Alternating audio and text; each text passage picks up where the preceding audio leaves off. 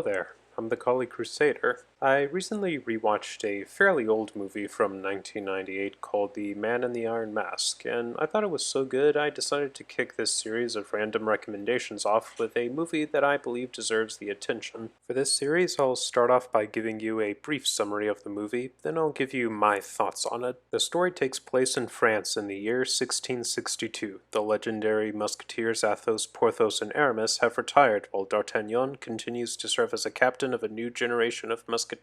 France is currently at war with the Dutch, though, and food is being diverted to the army to feed them, causing the people of Paris to starve and riot. It's like a less gory version of Game of Thrones Season 2.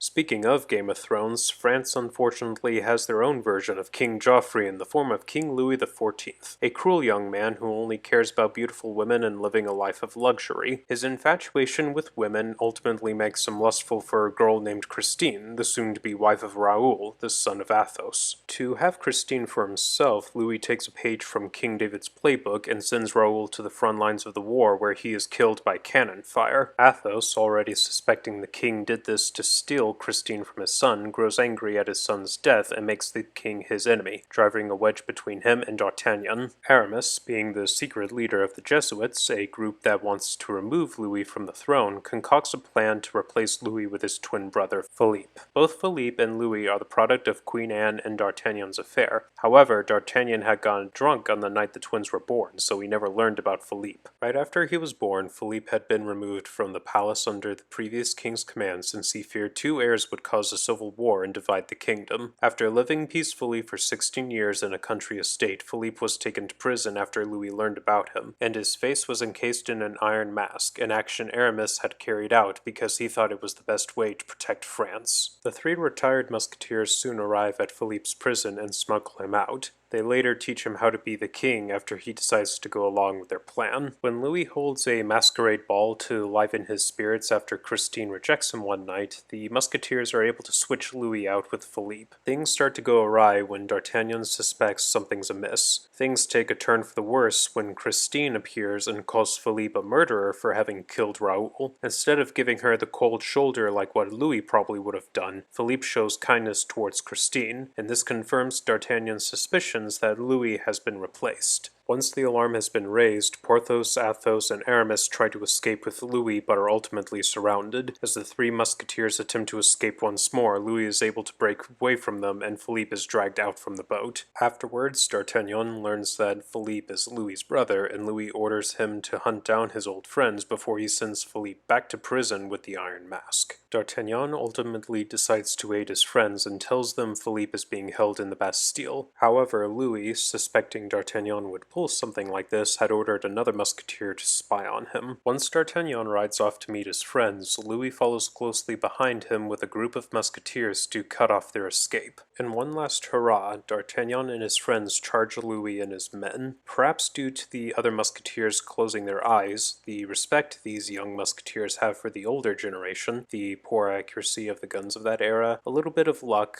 a little bit of plot armor, or perhaps a combination of all these factors, they ultimately survive a volley of gunfire with only a few minor injuries. After this act of valor, the younger musketeers give up and salute the older generation. Louis, though, is all like, "Fine, I'll do it myself," and attempts to kill Philippe. However, he ends up stabbing D'Artagnan instead. Once D'Artagnan passes away, Louis and Philippe switch places once again, and Philippe names Porthos, Athos, and Aramis as his advisors. Philippe goes on to rule France under the name of his brother, bringing peace and prosperity to France. There's even rumors that the man in the Iron Mask was granted a royal pardon and was visited by the Queen in the country, hinting that Philippe extended his kindness to his brother despite everything that happened. And that's the end of the story. Now, I'm no expert on Alexander Dumas nor on French history, so I won't be able to dive too deeply into these topics as I share my thoughts. Even so, from my perspective, this film is a rather decent and intriguing swashbuckling adventure that holds up well even after so many years. Back when I was a kid watching this movie on VHS, my focus was mainly on the action, the neat colors, and the bits of comedy interspersed throughout the story. I still like the bits of comedy and action as an adult, but now I can fully appreciate the story the writer and director Randall Wallace was crafting. The mystery behind the man in the Iron Mask is rather interesting.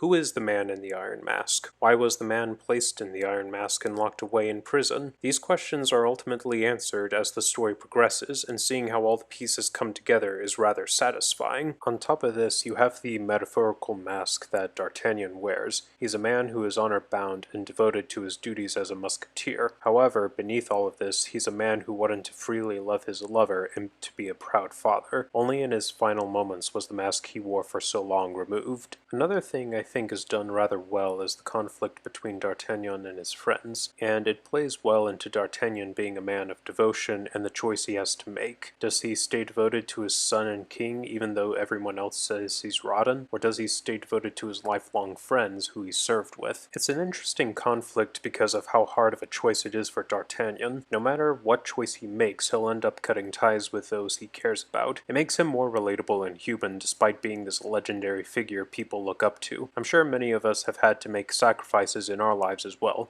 choosing one thing over the other and living with our decisions. Overall, the story is well put together, offering an interesting plot with satisfying character writing and decent conclusions. The bits of action and comedy interspersed throughout the story are pretty good too, and there's plenty of memorable moments and lines as well. My favorite one being this banger from Aramis, delivered by good old Jeremy Irons. It's Judgment Day.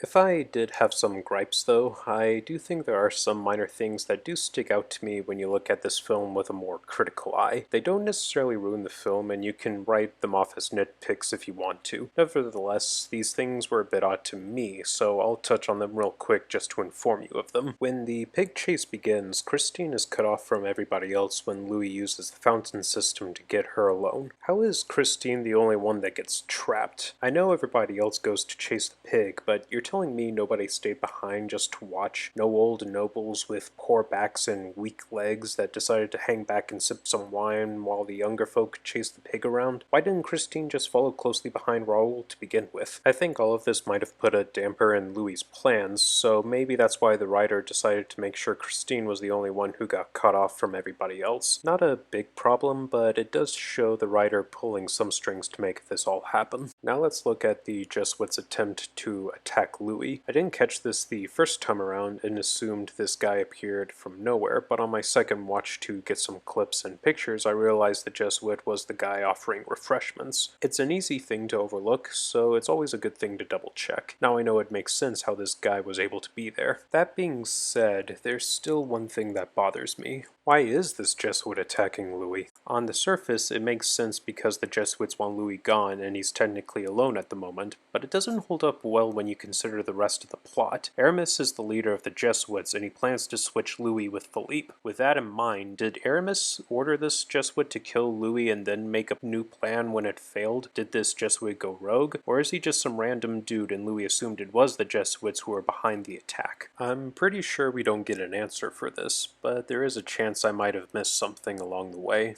As it stands though, it just doesn't add up in the grand scheme of things. I guess one way to look at it is that the writer needed to get Christine away from Louis and back with Raoul, so they had this guy step in to try and kill Louis as a distraction. You also get to have a cool moment where D'Artagnan saves Louis by throwing his sword through the fountain, which at first was a bit odd to me, but after looking it over, I think it's fine. D'Artagnan's a legendary fighter at this point in his life. Doing cool stuff is up his alley, and I can see how throwing a sword would be a plausible action given the scenario. I guess it helps the assassin isn't wearing armor too, so there's that. Another odd thing I noticed was Christine's sudden appearance in the ballroom after she shouts "murderer." Maybe it's a problem with the editing or something, but to me it just feels like she appears out of nowhere. This wouldn't be the first piece of bizarre editing though. For instance, when D'Artagnan releases the pig to distract Louis and Christine, the movie reuses the footage of the pig going through the hedge again.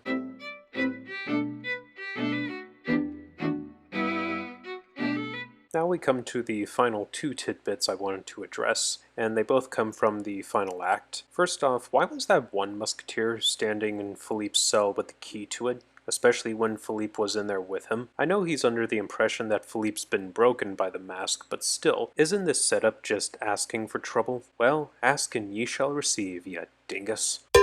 And finally, why did Louis go with his musketeers to the Bastille? He has the key to Philippe's mask as well. Why put himself and the key at risk? I don't necessarily mind this plot point per se, but it does strike me as odd that Louis, being the king, places himself in a situation where he could have been killed or harmed, when he could have just stayed at the palace where it was safe. Maybe he was just being a bit too confident and overzealous. Again, nothing wrong with that, I just find it odd given his position. Anyways, all gripes and nitpicks aside, I still believe this movie is good, and I highly recommend it. If you like plots that include a bit of mystery and conspiracy, or if you're just looking for a good swashbuckling adventure with decent bits of comedy and action, then you should give this movie a watch. That's all I have to say on the subject. I hope to see you again soon.